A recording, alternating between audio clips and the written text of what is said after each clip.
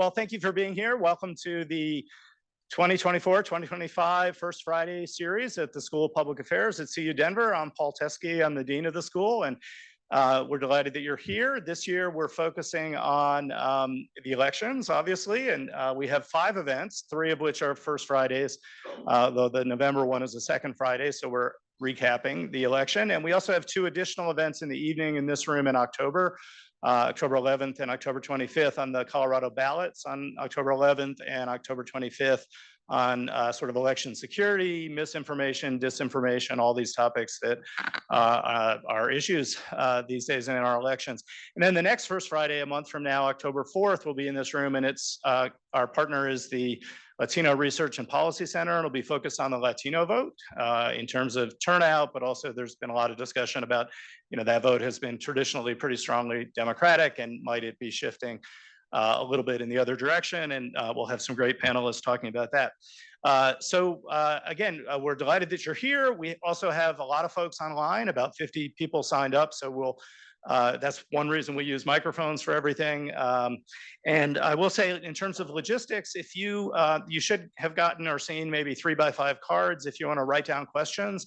We'll collect those about halfway through, and we can pose as many as possible of those to the panel so that you can get your voice in there in terms of questions. So I want to thank Dee Dee Flynn in the back, who's our event coordinator, for putting this together. I also want to thank the other SPA staff that have helped check in and do all the other things, and our IT support. The catering today is from Biscuits and Berries, a local company.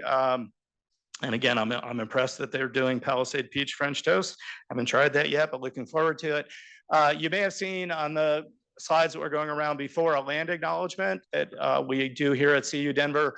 Of course, this university and this part of downtown is built on the ancestral lands of the Ute, Arapaho, Cheyenne, and other tribes. And there's a long history there that we aren't necessarily proud of, obviously, but want to acknowledge and understand. Also on the campus, as many of you know, the Auraria campus was a development project in the 1960s, 1970s that removed to some extent or tore down a viable Hispanic community. And we also want to acknowledge that, and we partly deal with that with the 9th Street houses that you may have seen that are original houses, and also a scholarship program for the descendants of the folks that lived here before it was a campus. Those are all important issues. I just wanted to check in terms of who we have in the audience.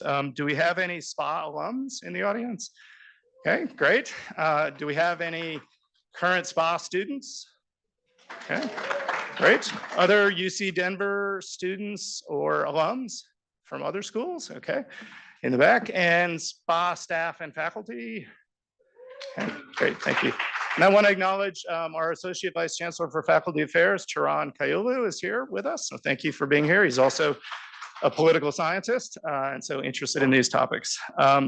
Logistics, we're going to run till about 10 o'clock. That clock and back is like 5 minutes slow, but we don't get kicked out at 10 o'clock, and so you can keep eating food if there is food, or having conversations or talk with one another.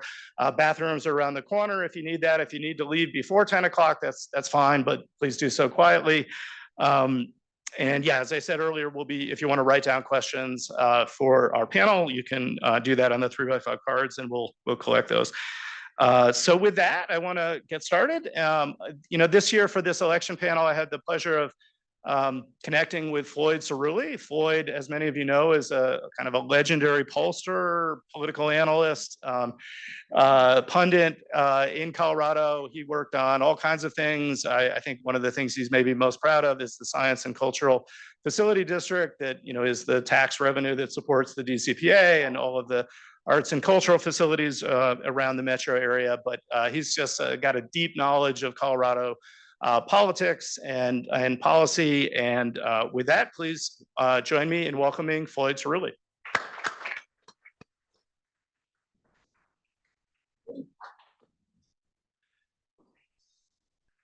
I see there's a lot of people here that I don't know if I've seen you before, but I used to come here before the pandemic at the first Fridays, and they were always great. They were geared toward some interesting public policy and some great speakers. So it's really a pleasure to be part of it. I saw Paul last fall, and I said, you know, this is going to be an incredible election. You all agree with that? It's kind of an incredible election. And maybe we should put something together from maybe September through November. And he immediately agreed, said, a great idea. We'll integrate it into our the program that we have set up. So this is what you're getting the first program part of it. And this one is sort of an overview. We call it Colorado and the country at the Crossroads. We'll talk about that crossroads. I'll start a little bit with national politics, but we're going to spend a lot of time, obviously, on Colorado politics. The dean went through the list. I would only of these 5 programs we're going to have, and I would only cite the one I'm working on October the 11th. We're going to do ballot initiatives, and we're going to do it, if we can, in a way in which we try and highlight how we got where we are with them, what sort of drove them to arrive, maybe a little bit of the politics concerning them, and then obviously the impact if they pass or don't pass. So more of an overview as opposed to having partisans argue it. And then the dean and I, well, actually, he mentioned we're going to do election security. We're hoping that the election will end on the 5th of November between whether it's litigation or various mode breaking activities out there. But in any event, I think that'll be one of our very interesting sessions on, I believe, October 25th. And we'll get some clerks in here who are currently our hardest working members of the county, probably taking a lot more abuse than almost anybody else. And then we're going to close out on November the 8th. Again, we're hoping that we'll be able to say exactly what happened and we'll be at a final position. I did that in 2016. But in 2016, Hillary Clinton conceded, but the audience was about 400 people had showed up, and they did not think she was going to lose. And as the dean said, I do polling, and almost all the polling had said she was going to win. So it was not a good night for pollster or the former Secretary of State. But those nights are really interesting. So I would encourage all of you to put November the 8th on your list. Let me introduce our panel tonight. I'm going to have them sit here for a minute because we're going to do a quick PowerPoint at the beginning. But we have Sheila MacDonald, who is a commentator, a campaign manager, particularly of Democrats, but she's done lots and lots of candidates that are in nonpartisan elections and many ballot issues. So she's a consultant, and most recently she did Kelly Bruff's campaign here in the city and county of Denver. So on the ground, recent experience, just knows a lot about what's going on. Dick Wadhams, many of you read about him. He's kind of on life care for the Republican Party periodically, trying to help them through various transitions they need to go through. He was the chairman, by the way, in about 2010 or so, the last time they actually looked like they knew what they were doing. There's some exceptions like Cory Gardner, but by and large, it's been kind of tough out there for these decades. And so running, he does Channel 4. You can see him analyze politics on a nice Sunday program. And he has managed various campaigns, particularly ballot issue campaigns these days. And then Marianne Goodland, who is the chief legislative reporter. So you can work in August as the chief legislative reporter. We just might have a session in August, as you know, for Colorado politics, which is probably is online. Do they have a print copy? There's a print copy, but in any event, it's I think at a very high quality, and it's sort of connected with, in some ways, with the Gazette. We're all owned by the same. You got it exactly, and the same person. She also is the president of the press club, and I would mention, I don't know what programs they've been having here, but I know she is having programs this fall, and she can plug one when she gets up here. The dean mentioned the format.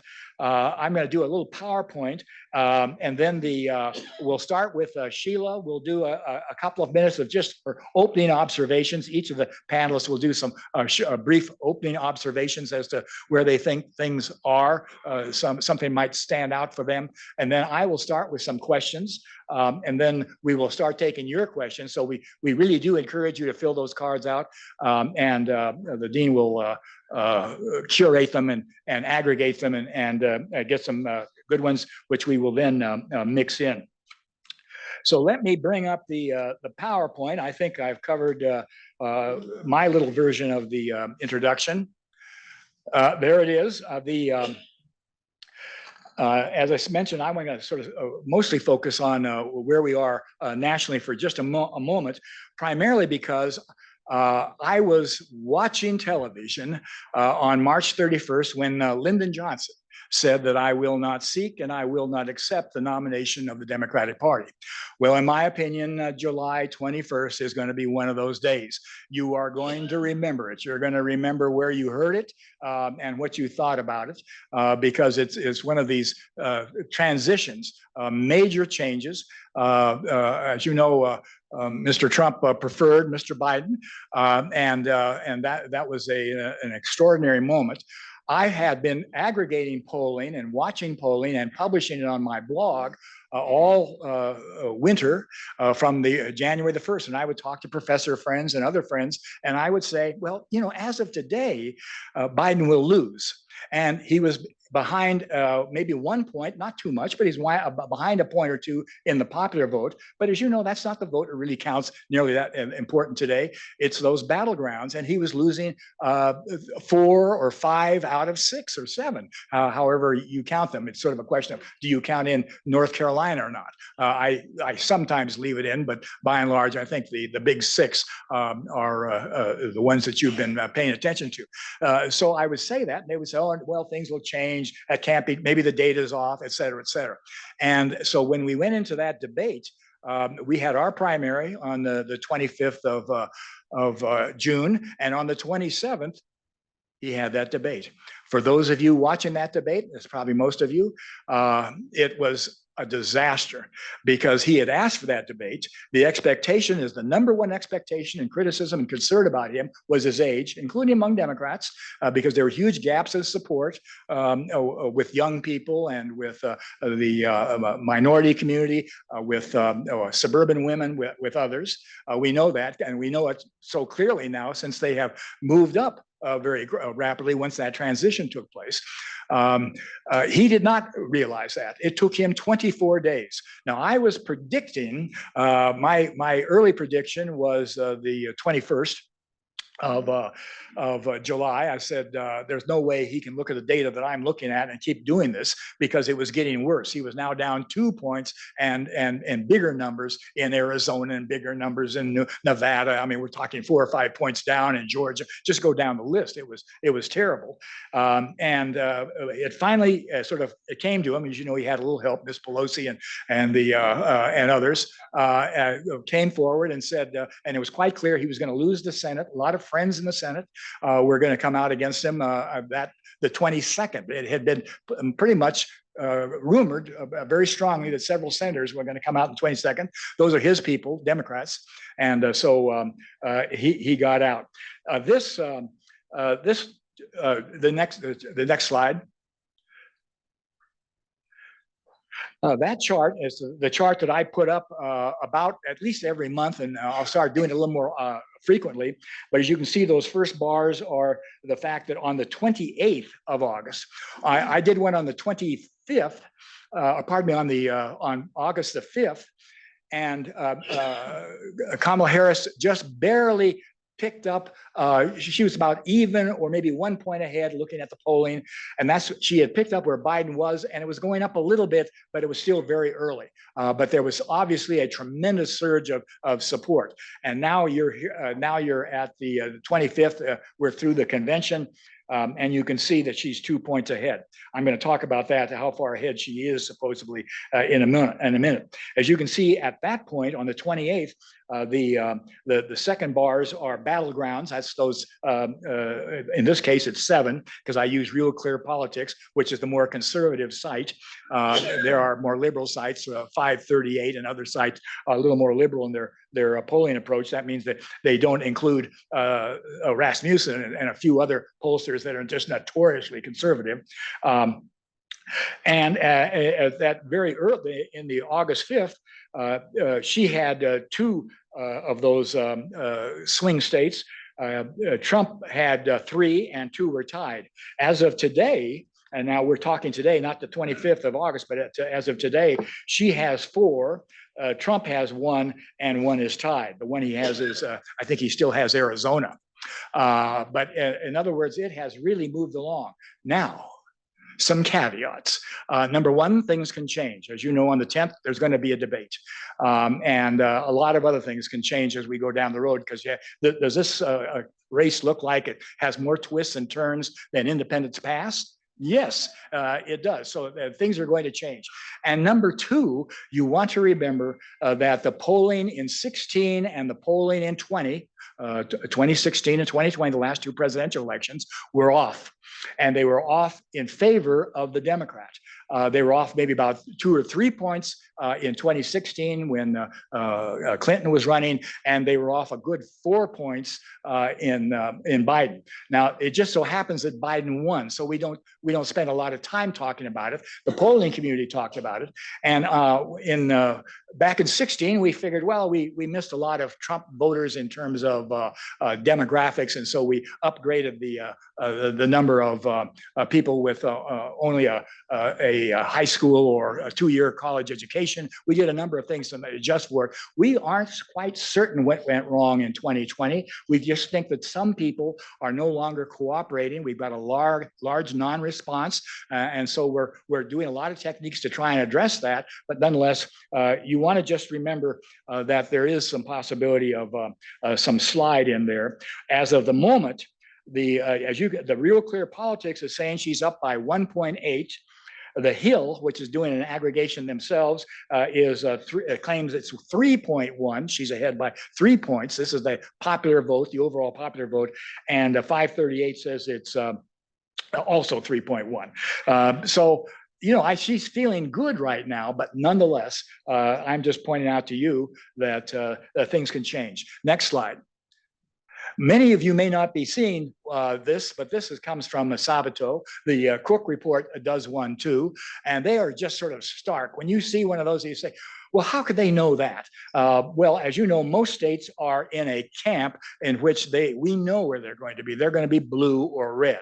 And so they basically focus on maybe 15 or 20 states that lean or are in true battlegrounds. And that was, this one was done back a ways. This was August 20th when this was done. Now notice July 18th. One reason why July 18th means that Biden is still the nominee. Trump has got it. By projecting all the swing states that are currently where the polling was, they gave him 312. You need 270. So he was going to win at that point, and you can see why the Democratic Party, not only were they afraid, Democrats were afraid of losing their own races, these Senate races and these congressional races, and you know that's a 6-point swing there. The Democrats could take back the House, but that's why there was so much panic at that point. Then in August the 20th. Look at that change there. She is now slightly ahead. Both of them are obviously a long ways off from 270. She needs 44 more with this chart, and he needs 51. But you get the idea of how much improvement has happened, because they're now projecting what the polling is saying in these swing and toss-up states, and they're moving them into the various categories. They're still, as you can see, they're 93. They still have a 93 that they're listing in Sabato. He's the very good political scientist in Virginia, been doing a long time, has good credibility. But the Cook Report also is quite good, and they do it also. So you can see the focus is going to be, you will never see anybody unless they want some money to come here, because we are in a camp.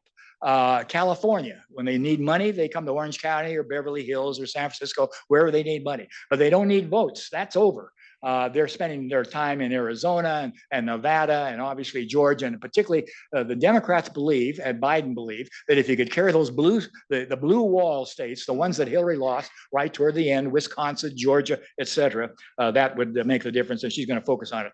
And then finally, the last slide is the a local. And I went with a headline of Sabato, who rates the closest races. He's got a list that he runs on a regular basis, and there'll be maybe in the middle two columns will be the toss-ups, and there'll be possibly 30 or so in there. There's about 4 or 5 in New York, say, for example. There's 4 or 5 in California. There's 1 in Colorado, and it was just introduced, and that's Ms. Carvalho in the 8th, the mighty 8th, which was designed to be competitive. And she's a first-term congressperson. So there's a lot of things that tells you that that's going to be a competitive race.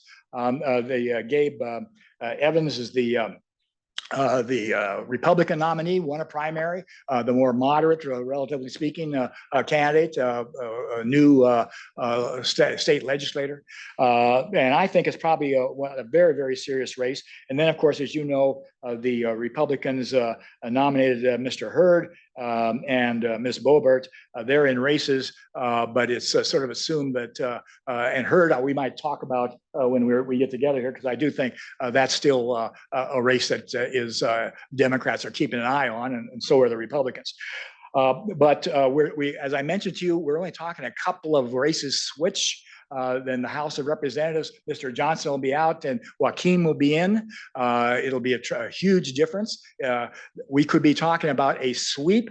If Republicans win the presidency, they're definitely have in very good shape in the Senate. The toughest race right now is in Ohio and Montana, and those are incredibly tough races for Democrats incumbents to win. And if the House stays with the Republicans, there'll be a tremendous Republican year, and on the other hand, it could go the opposite direction. So with that, I'm going to stop. You've kind of got where I am in terms of the overview. We're going to have Sheila speak first, just sort of open it up. And why don't we can have the panel, why don't you come on up and take these seats here? And you can just speak with your microphone from your seat, and we'll get started. And then, as I mentioned to you, I'll ask a few questions, and then we want your questions. So please, whether it's something I said triggers a thought, or something they say as they get going here, fill out your forms, and they'll get picked up. They're in back. Just wave them. They'll be picked up, and we'll curate. Great, Sheila.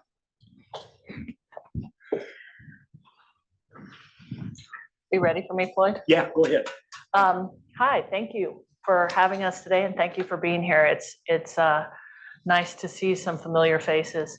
I think this is a transitional, transformative election year, and you don't see that in every presidential. Of course, they're all important, but this year is especially important and will be seen as historical. First of all, Joe Biden dropping out of the race, not running again.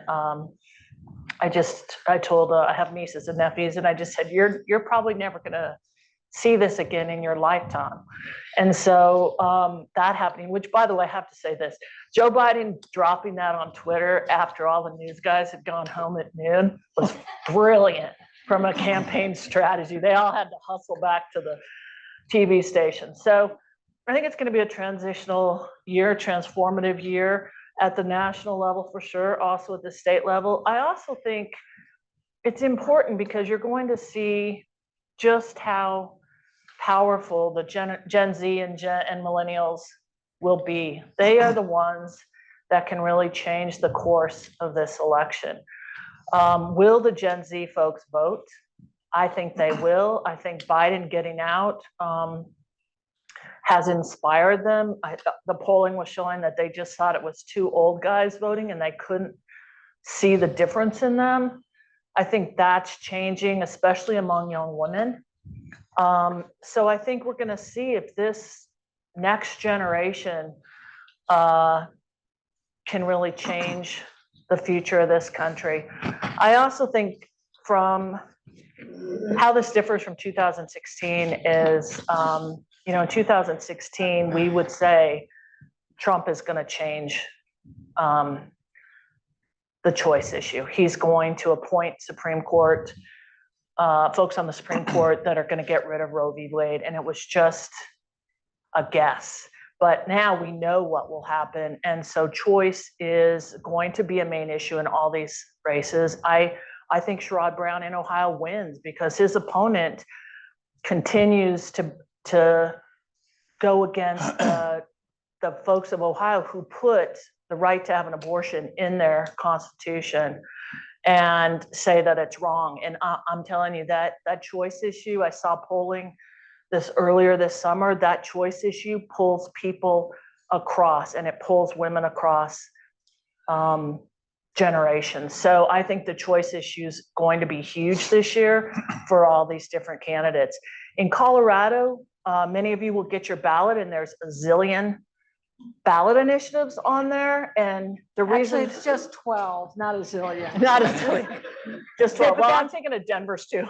Plus Denver. Yeah. Plus Denver. But, we do that in a presidential because more people vote, and the more people vote, the easier it is to pass an initiative. And so you see this grassroots governance happening. And so there's some issues on the ballot that are going to change, if they pass, how we do elections in Colorado. And so for that reason too, I think it's not just nationally, but also statewide that this election is so important. The 8th congressional district is going to be tight. That's important. We only need four seats in the House to flip the House, but we've got to hold CD8 to do that. And it's going to be a fight. I think at the end of the day, the Dems can hold that, but it's going to be a fight there too. So it's an interesting year. It's a historical year, and we'll just see. Go ahead, Dick. Good. Thank you, Floyd, and thank you, Professor Teskey, for having us today. I appreciate it. Always fun to be with my friend Marianne, who's the great. You're the dean of the Capitol Press Corps now, That's aren't correct, you? That's yeah, great. yeah. And my friend Sheila, we all have a lot of fun. We often appear on Channel 4 together, We so do. it's always fun to be with her. I think Nikki Haley said it best when she was running for president against Trump for the Republican nomination, when she said the party that finally gets rid of its 80-year-old candidate frontrunner is the party that probably is going to win this election. Well, the Democrats were the first one to do that. And I think it's put Harris in a real position to win. And Floyd, I agree with you. When it wasn't so much the night that Biden pulled out, it was the debate that I equated to Lyndon Johnson's withdrawal, because I was old enough, I was in 8th grade.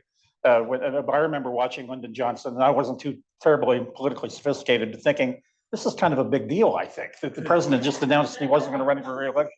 But watching that debate on June 27th, I mean, it was, I was actually kind of sad after that debate. I thought, I don't know who these people are around President Biden, but I think his family and a lot of Democratic leaders did the nation and did President Biden a disservice by basically covering up his condition, which really the nation saw that night. But they've recovered. I mean, he's out of the race thanks to people like Pelosi and others. And I also like to mention Senator Michael Bennet. I don't agree with Bennet on a lot of stuff, but I like him personally. And he isn't known for going out on a limb very often. But he was one of the first Democratic senators to express doubts about President Biden.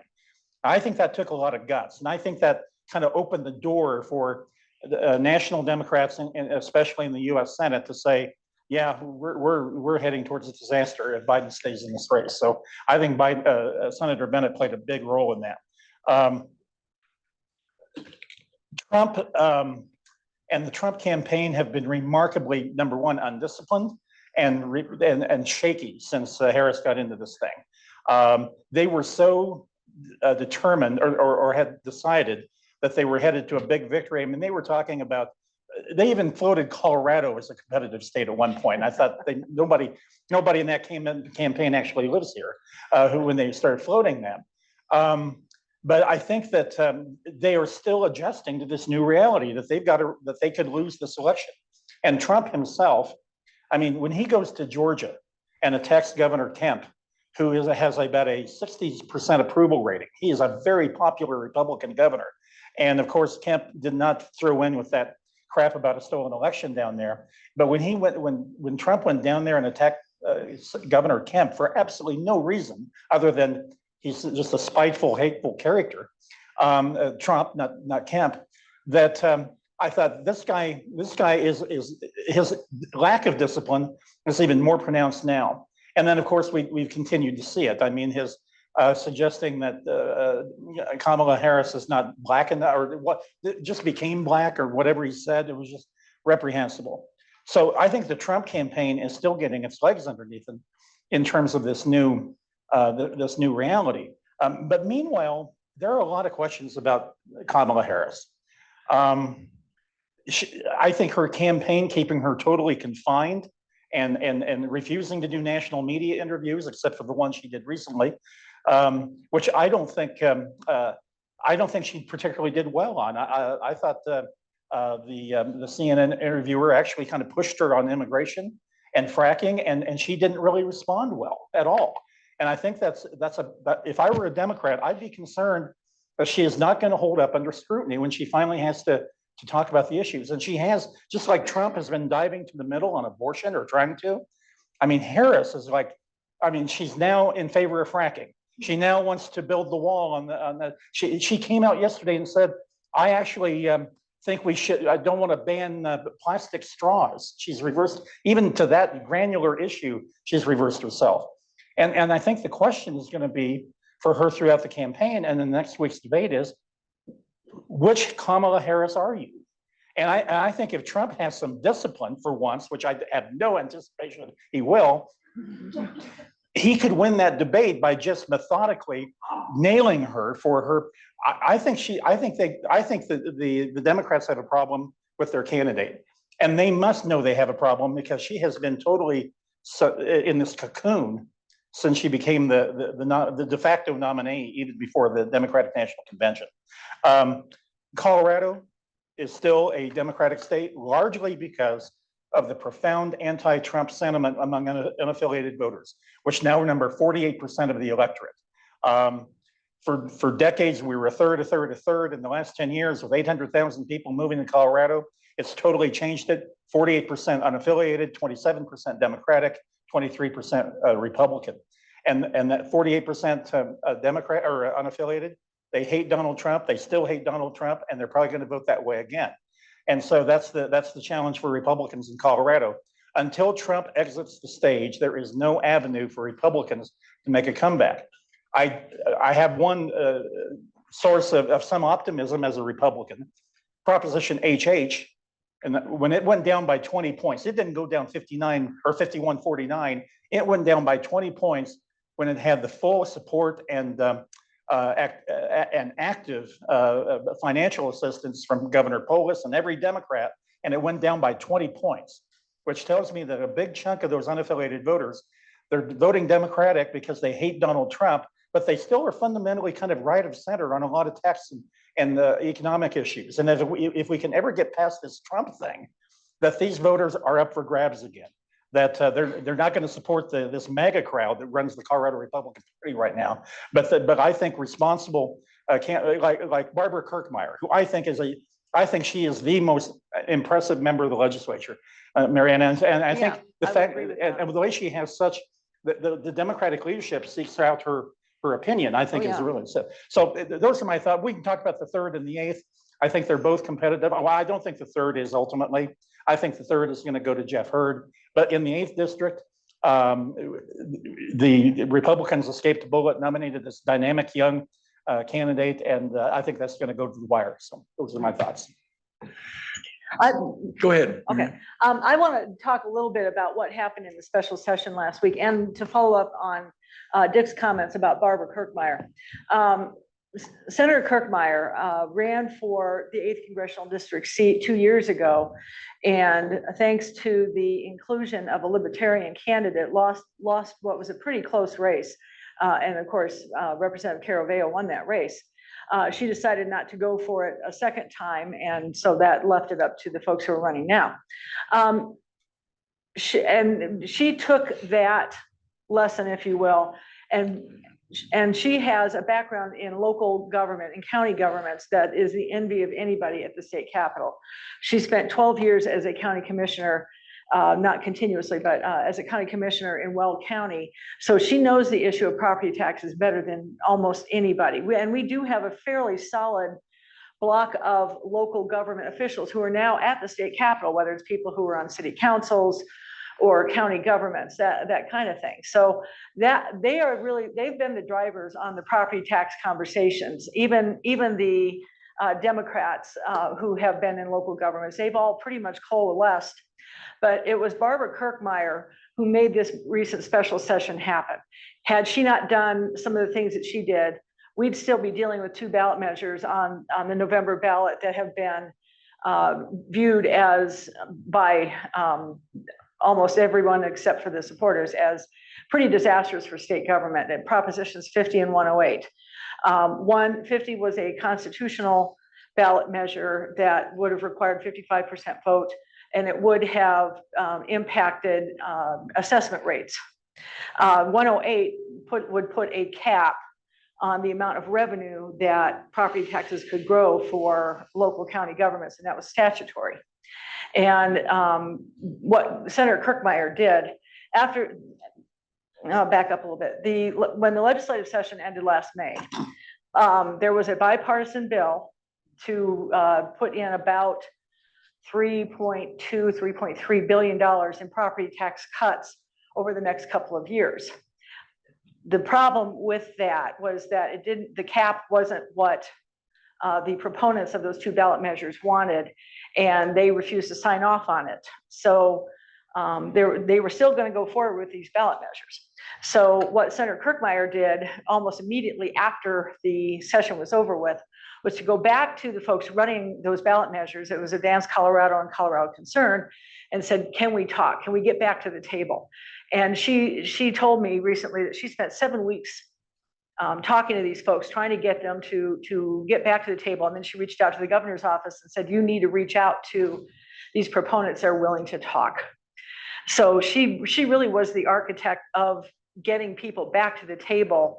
And so the special session that we had that was a week ago, let's be real clear about this. Your property taxes are not going down, okay? Hate to tell you that, but that's the truth. Your property taxes are still going to go up, just not as much. And that's what this bill that came out of the special session is going to do. And it included a cap that the proponents of the ballot measures could live with. So they went ahead last Wednesday.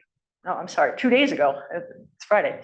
2 days ago, they pulled their ballot measures off the ballot, and the governor signed the bill into law that formulates the deal that was worked out among legislative leaders and the governor and the proponents. That said, and while Senator Kirkmeyer was up in front of all of us on Wednesday going, this is a great day for Colorado, there were a lot of Democrats who were not happy with this deal.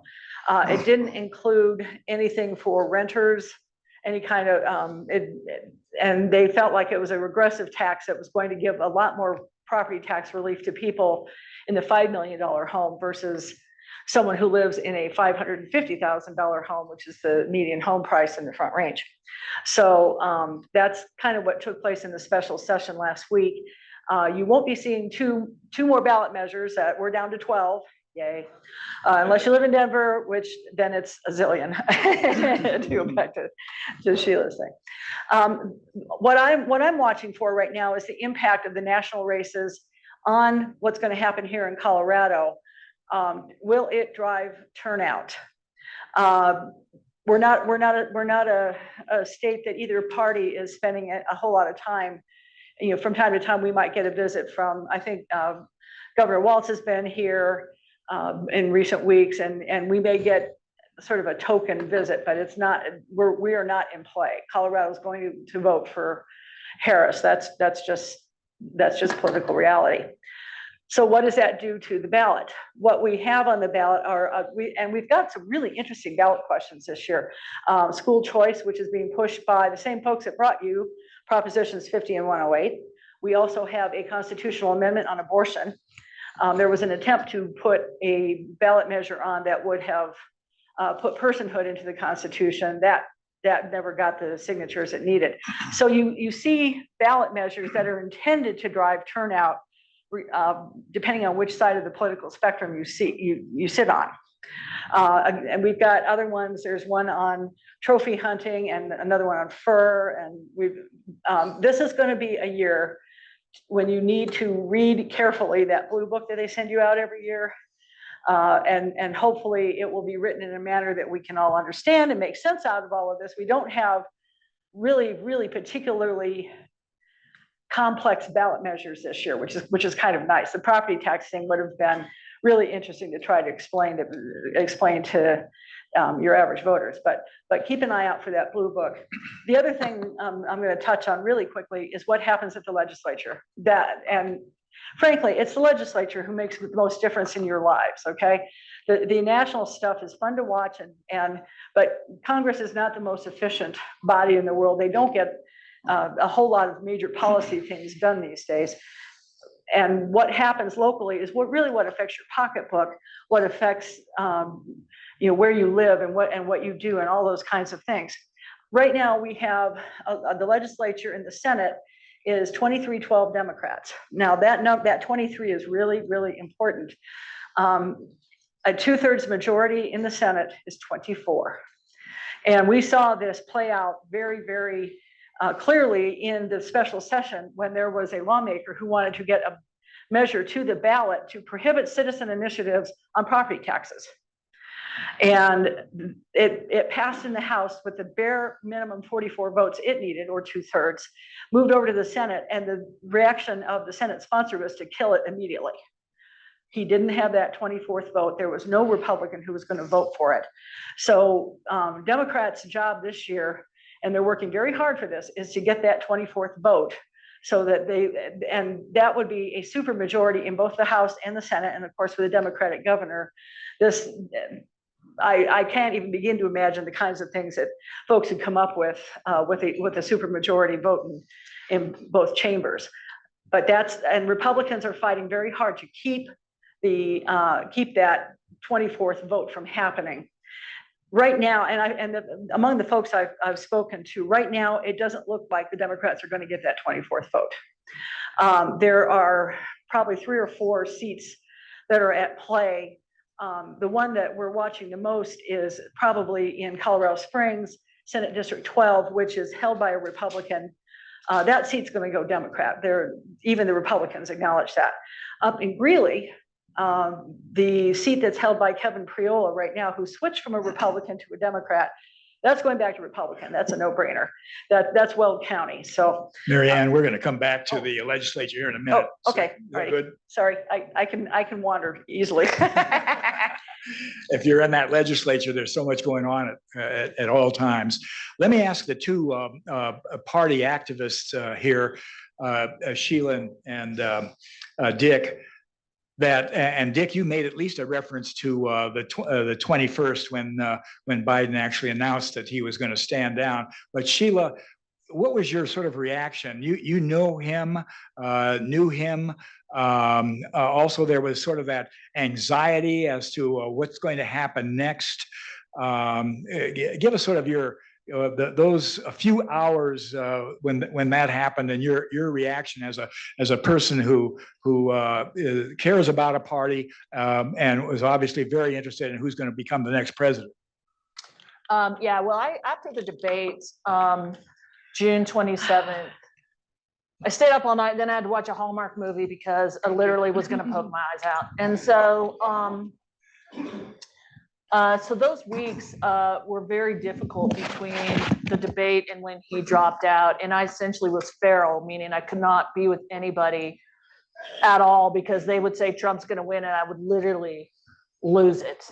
So I was not surprised. I've been hearing things from people I know that are within the White House and around that he was seriously considering dropping out. It was very hard for him to do.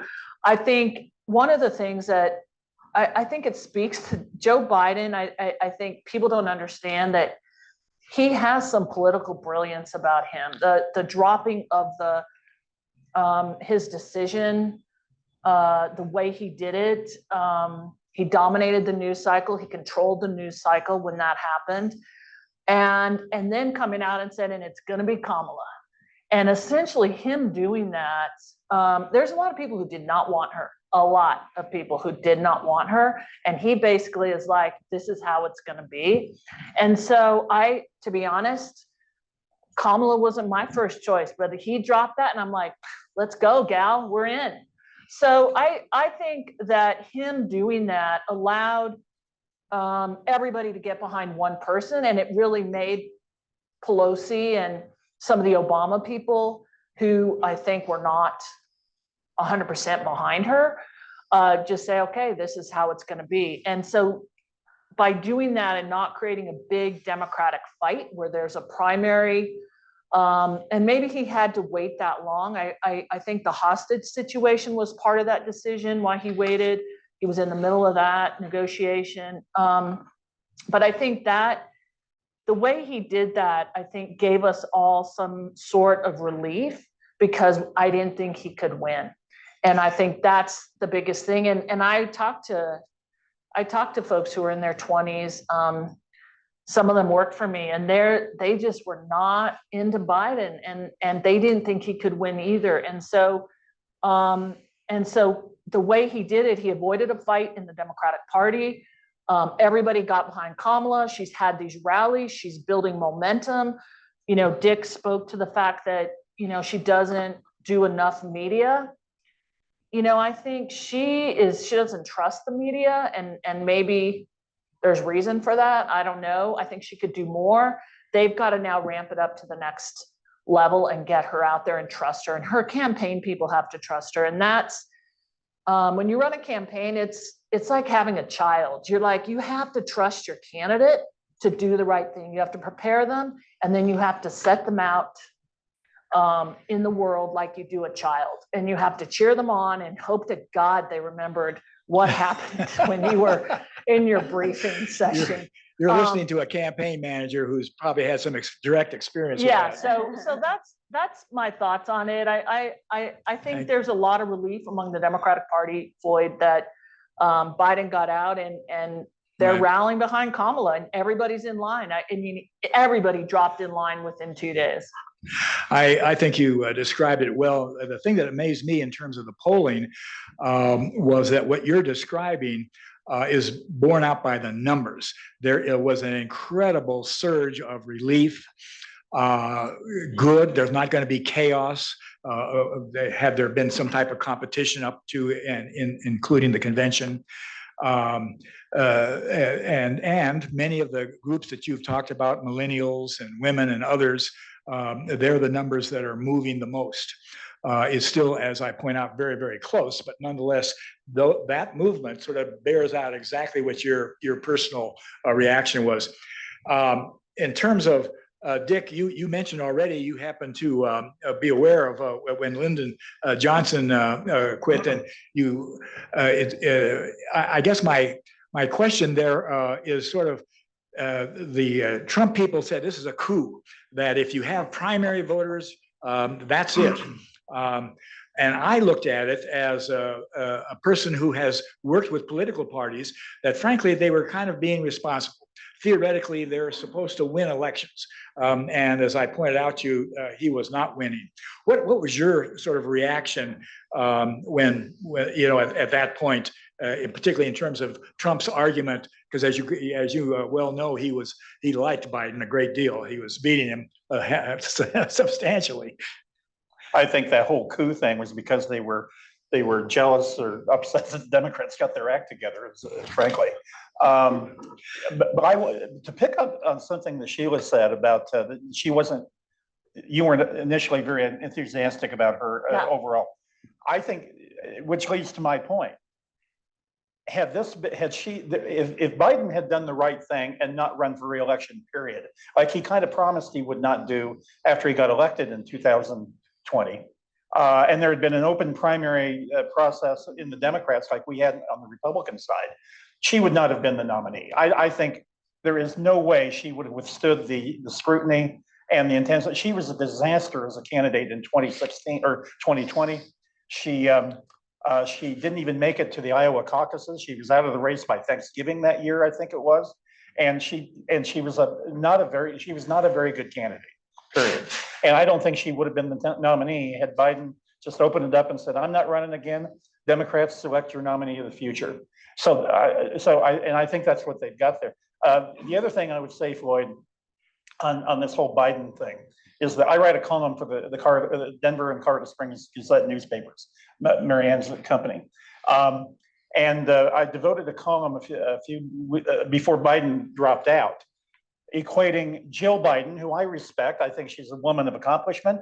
I think she's a classy woman and has done a good job as First Lady representing our country. But I'll tell you what, she was playing the role of Edith Wilson when it came down to what was going on in the White House. And Edith Wilson was the wife, the First Lady under President Woodrow Wilson. And there's a great part of the history here where Woodrow Wilson was doing a nationwide tour promoting his League of Nations idea. And he stopped in Pueblo, Colorado, got sick and canceled the trip and headed back to Washington where he had a stroke. And for the next year and a half, nobody saw President Woodrow Wilson. She was the de facto president of the United States. Even when a new Secretary of the Treasury was selected, that guy didn't even meet with the president. He met with the First Lady.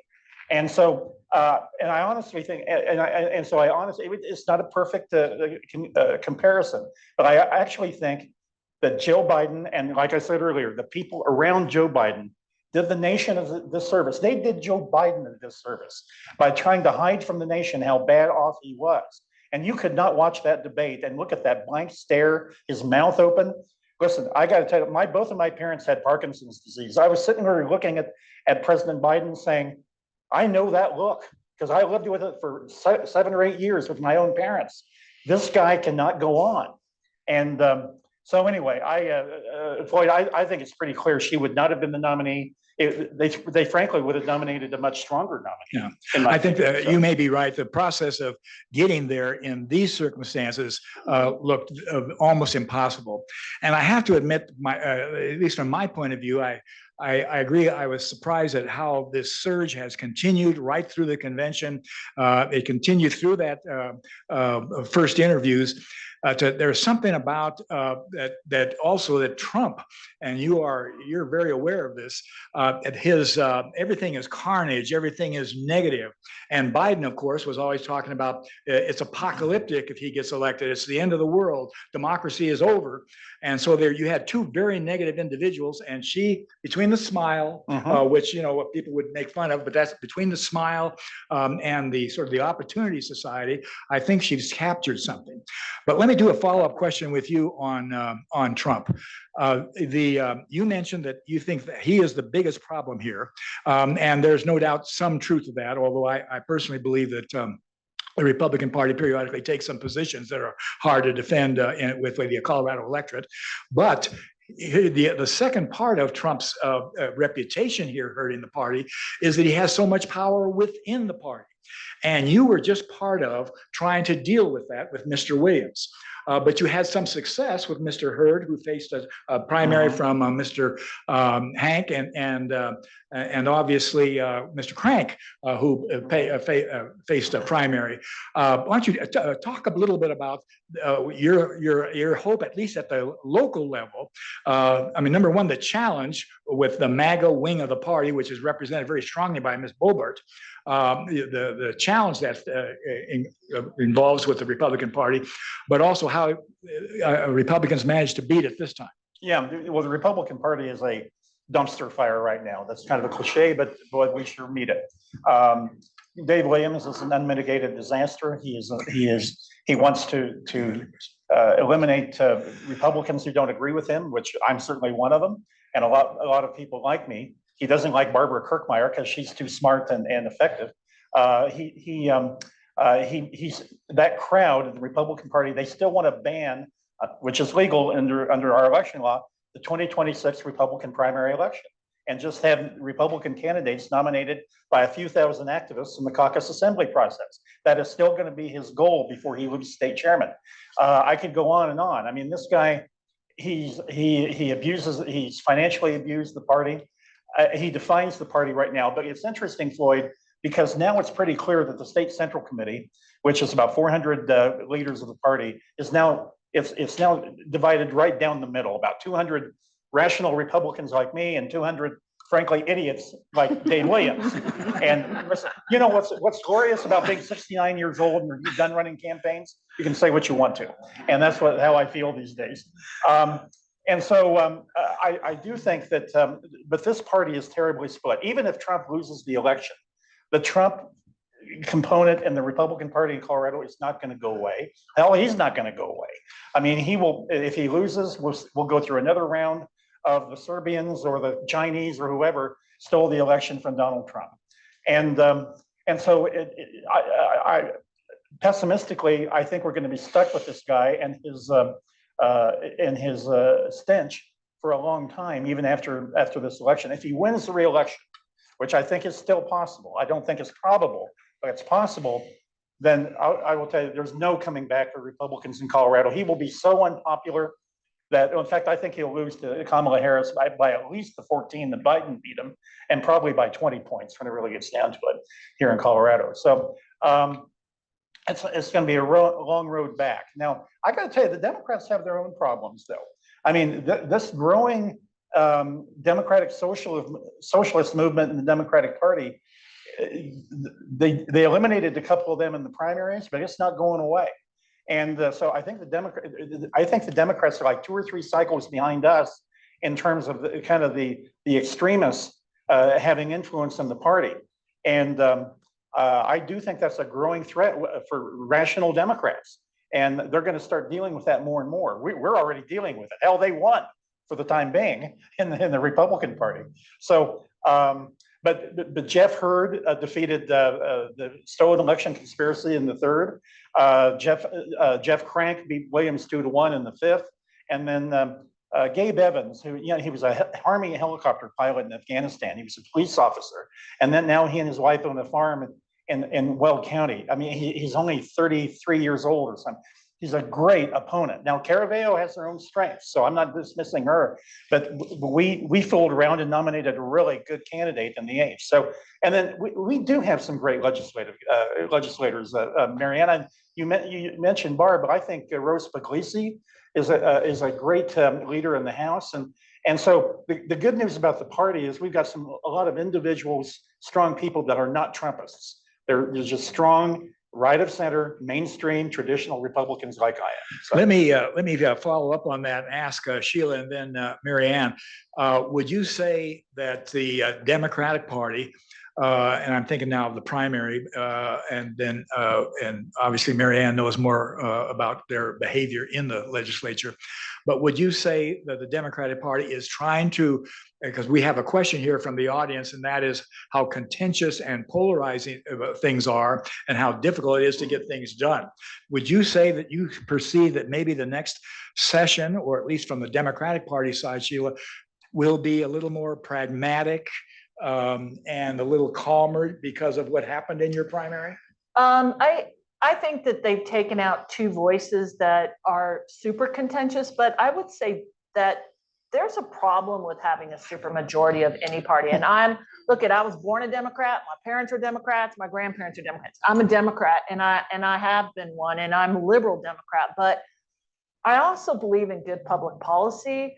And I think when I've talked to Democrats within the legislature specifically who come from outside of Denver, they represent a different constituency. And there's a lot of things that happen within the legislature within one party where there's not enough room for discourse and disagreement. And so you get, you get conflicts, truth versus loyalty. And where do you stand on that? And I think when you have a strong opposing party, and Dick and I have talked about this a little bit, is that you have a back and forth that is not allowed in the Democratic, when one party's in charge, not just the Dems, but when any one party is in charge of everything, the governor's office, the state Senate and the state House, is that you don't have enough back and forth to get good public policy. And that's what we want. We want good governance. We want to protect our democratic institutions, and you need to do that through conversations and through back and forth. And if you feel like you can't do it, I'll give you an example. I was talking to a state rep in Adams County when they were doing defund the police a few years ago. And a legislator from Denver came and said, everybody's on board this thing, you got to get on board it. You'll be the only Democrat not on it. She goes, well, I haven't even read it yet. Well, it's going up to committee in 3 minutes, so get on, or you'll be the only Democrat not on it. And so that sort of internal bullying happens. And the other piece I would say, and I don't just say this, I don't really do a lot of candidates, to be honest, but is that when you don't have primaries, because we have so many safe seats, and I'll use Denver as an example, House District 8, which is Park Hill, didn't have a primary. So the woman they hired, love her, she's great, she's smart, she's a good person. But essentially, where does she stand on anything? I don't know, because we had no discourse about her because there was no primary. And so we need strong primaries in those districts so that you know who you're electing. So when you send them down to the Capitol, you know what they're going to stand for. And so we have a long way to go. And I worry with Dick. I'm working with a group right now about recruiting people, recruiting Democrats to run from all walks of life. Because we need different people, not just people who come out of activist groups with their own agenda. And I think you see a lot of that. Obviously, Marianne can speak to that more, but good public policy is what we're after. Representation of all Coloradans, because these laws impact all of us, is what we're after. And, term limits, I'll just say this, Floyd, and then I'll end. Term limits, I think, have been detrimental, because if I hear one more time a legislator say, I have to protect my legacy, it's like, yeah, actually you don't. You need to pass good public policy for the rest of us. That's what your job is. So the Democrats, they need to pay attention. And I don't disagree with everything they do. In fact, I've been appalled at some of the stuff that has come out of a Democratic-led legislature.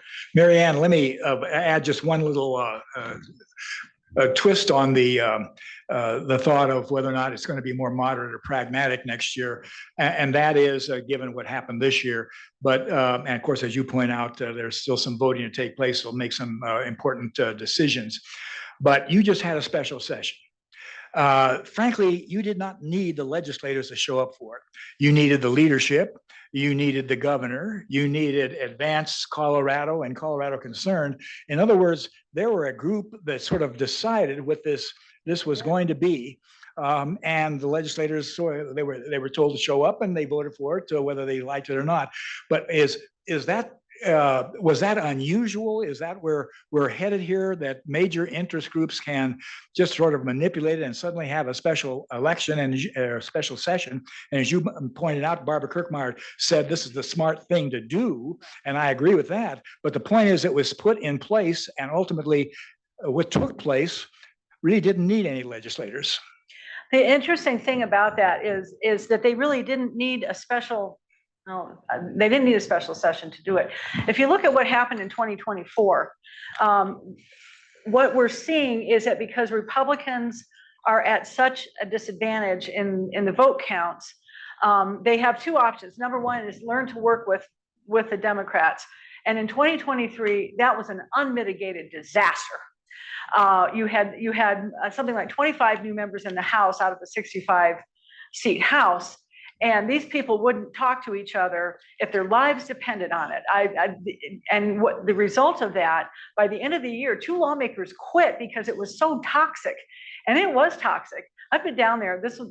I just finished my 26th session covering our state legislature. I'd never seen anything like what 2023 was. It was awful.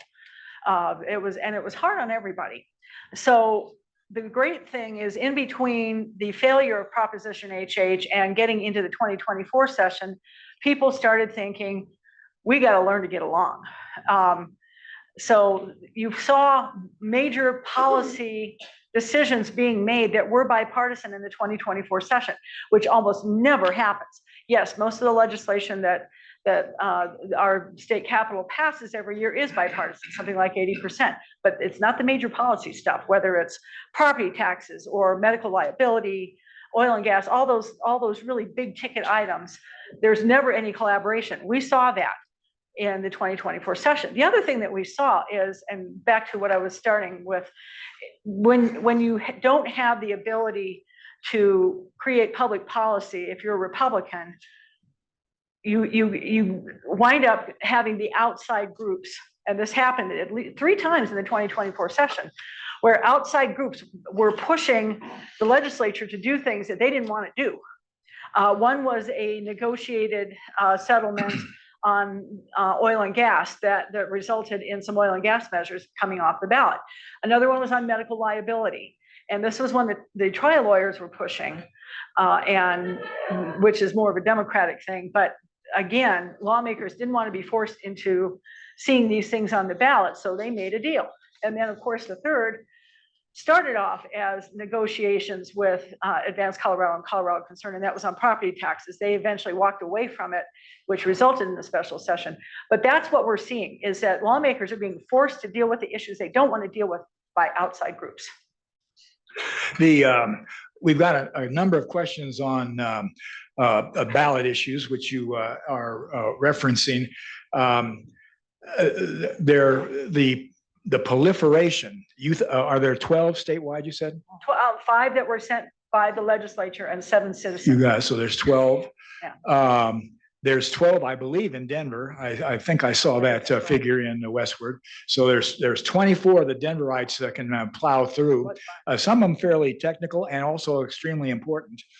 So we have some questions on one. Is that the proper approach for designing good public policy, whether it's tax policy, et cetera? And specifically, there's a couple of party questions, and that is the party reform question. Both in terms of changing the primary system and in ranked choice voting. Is that going to be damaging to the political parties? Will they adapt to it? Are they fighting it? Sort of where is that particular issue? But just start off with the proliferation of it. It just seems like we often have them. We're a state that you can get to the ballot on. We've tried to tighten that up a little bit by having difference between constitutional and statutory approaches. But nonetheless, people get on the ballot. A lot of times out of state money, some ideologically intense individuals, lots of big money sometimes is involved. But that in general, but then talk about what is the political parties facing if this particular ballot issue passes related to, go ahead, Marianne, the changing reform of the party system. Right. The ranked choice voting ballot measure is being pushed by Kent Thiry, the former CEO of DaVita, who has embarked on a very interesting crusade to remake the political parties, I think, into something that's a little more moderate. For example, he put $1.2 million into primary races. He wasn't backing one party over another. His spending was evenly split between the political parties. He was aiming for moderate candidates and opposing whether it was the Democrat Socialists on the left or the sort of MAGA Republicans on the right. So he's willing to spend a lot of money, and he's already spent $3 million on this election. And we're barely even getting started. He's pushing the ranked choice voting. It is used in some, it's already being used in some locales. Boulder, I think, is one of them that does ranked choice voting. What it could result in is that you could have, on a ballot, you could have nothing but Democrats. You wouldn't have a Republican candidate, depending on how people voted. And the opposite is also true. You could wind up with a ballot for a particular seat that's nothing but Republicans, because that's how things turned out. I don't think the political parties are particularly crazy about this. This removes a lot of the power that they have always had in making the determination on who gets on the ballot and, more importantly, who wins and where they put their money. And the money is really the thing you want to be watching probably the next 60 days. There's going to be a lot of it, and pushing and like I said, Ken Theory's already putting millions of dollars into the things that he's pushing, including the ranked choice voting. I think we're going to see somewhere in the neighborhood of about $30 million being spent on this election on just the local stuff, whether it's the legislature or ballot measures. Sheila, in terms of the specifically, we have a ranked choice voting question, but the impact on the party in general, what's your reaction at this point? I think it's going to impact the party, and probably mostly the Democrats. I think the Democrats run the table right now, and I think the initiatives that Kent Theory is putting forward, the ranked choice voting coupled with the open primary, coupled with campaign finance laws. So it's going to be in this open primary. I think it's going to be whoever has the most money gets into that final four. And maybe it's Democrats, maybe it's Republicans. I think it's a way for Republicans to get back in the mix, for the moderate Republican to get out of the party. They cannot get out of their caucus yet. I don't know if any of you go to your caucus, but and even in the Democratic side, it's the wings of the party that come out of the caucus most of the time. And so it's hard for a moderate Republican to get out of there. So I think it helps moderate Republicans more than it helps Democrats. But the Democratic Party already has lost some relevance. I think you don't see the younger millennials and the Gen Z engaging in party politics. Like, I was a young Dem. I was very active when I was younger. You just don't see that. So the parties have become less relevant, I think, for that generation. But it's going to harm them. But the reality is campaign finance is the third wheel in this, because a candidate is limited about how much they can raise. So if you're running statewide, you can only raise in hard money $1,200 from one person. And in the city, it's $500. So the mayor's race in the city was a disaster because it could only raise $500. So you know what? The guy with the most money wins. And so I think I think Ken Theory dumping so much money in, it's going to be rich people dominating and picking who our candidates are versus the parties. Dick, jump in there. Well, Professor Teskey, sometime after this election, you should have an entire discussion of campaign finance, because I agree with Sheila, but that's a different topic. But I would just like to say, I really appreciate the money that Ken Theory is putting into this race, because I'm a paid consultant on that case. Just a full disclosure. That's why we love Dick. He's very honest. Transparency. But honestly, before they approach me about doing this, I've been thinking for some time, watching both parties go to their extremes, watching how the electorate has changed in Colorado, and Sheila is dead right. These unaffiliated voters who are now flooded Colorado for the last 10 years. They're younger, they're more liberal socially. I think they're more conservative economically, but we're not seeing that yet. But listen, they don't like either party, and they're registering unaffiliated. And I think we've got to address that. I mean, I got to tell you, 5 years ago, I would have been vehemently opposed to this initiative by 310, by Theory and others. But I finally came to the conclusion, we've got to do something to address the fact the electorate is moving away from parties. And believe me, parties are very flexible, and candidates and campaigns are flexible. That is, if they're smart. We have a lot of stupid people involved in politics, but there are a lot of smart people on both sides. Candidates and elected officials and campaigns and candidates, they will adjust to this. But I think it's the fundamental two issues, and listen, we need to move on. And number one, every voter should be able to vote for any race for anybody at any time. No more closed primaries. And listen, I ran a bunch of campaigns under the previous system on primaries and caucuses and assemblies.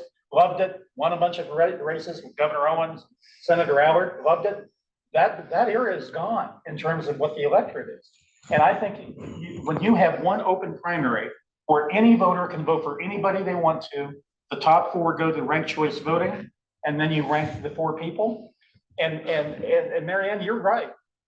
It could, in some districts, it could be 4 Democrats, or some districts, it could be 4 Republicans. It could even be an independent candidate who is not affiliated with any party. But guess what? You know, I think the people, I have a lot of faith in voters, and they'll figure this out, and they'll figure out what they want. So I became from somebody who would have opposed this 5 years ago to somebody who intellectually decided we've got to shake up this system. And that was before they offered to pay me, by the way. But I'm a strong supporter of it, and I hope it passes anyway. Well, very good. I think we're at 10 o'clock here. So I would say about 15 questions here. We've answered about 3 of them. So you can see you have a lot of questions about politics and a few of them about polling. I'm going to stay around if somebody has a question concerning polling. And I think our friends here might stay for a minute or two and we can answer them. I think that I just want to thank the school for helping sponsor this. And you can see that this is going to be really interesting. So I encourage you to come to the next, we have 4 of them lined up, and the next one that I'm leading will be on ballot issues. So you can see that we have just a lot of questions concerning that. Along with thanking the dean for helping sponsor this, thank you for showing up. I hope we encourage you to vote. Also, I'd like to encourage you to respond to polls. As you know, it's part of your civic duty that if you get a text message or a phone call, I want you to respond to it.